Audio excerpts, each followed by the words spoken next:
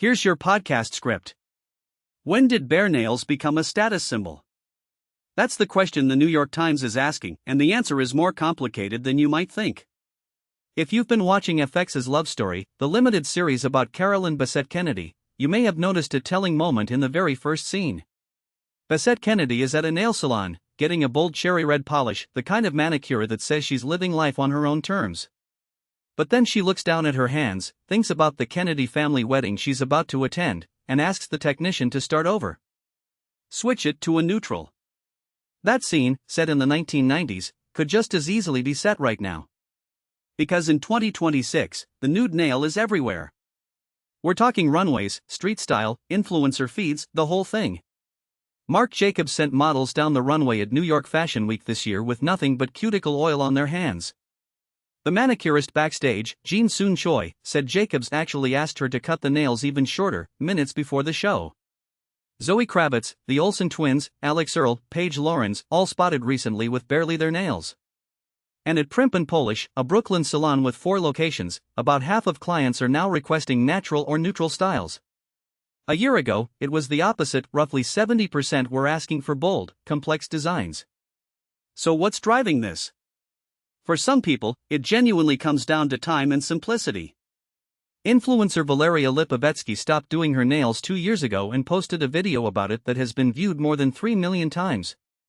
She said her quality of life improved substantially, she had more time, more mental bandwidth. Vivian Tu, a financial content creator who used to work at JP Morgan, made the same call. Her reasoning? Sitting in a salon for 90 minutes just doesn't feel like a good use of her time. And there's even a business being built around this. Katia Beecham, the co-founder of Birchbox and former CEO of Victoria Beckham Beauty, is launching a brand this summer called Buff Beauty, built entirely around the bare nail.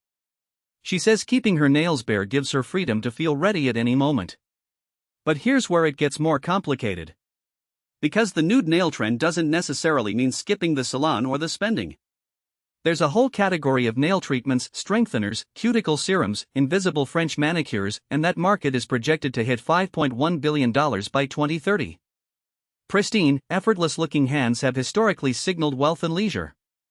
And critics are pointing out that what's being celebrated as no effort is actually just a different, often more expensive, kind of effort, one that carries the cultural cash of restraint. Beauty editor Christina Rodolfo put it plainly, people want to create the illusion that they're not putting in hours of work. And when that illusion becomes a trend, commenters are quick to note the classism embedded in it. Because the styles being quietly pushed aside, elaborate nail art, bold colors, intricate designs, are deeply rooted in Black and immigrant communities. Cynthia Robinson, who owns Cure Nail House in Detroit, was direct about what this means. She said it's respectability politics, plain and simple. Black women know this, she said. We've been dealing with this our entire lives. We've been told our hair, nails, bodies, clothes are too much. And beyond aesthetics, she made a broader point, nail salons are spaces where culture is protected and passed down. When we decide these spaces don't matter, she said, we lose rooms where women survive and take care of each other.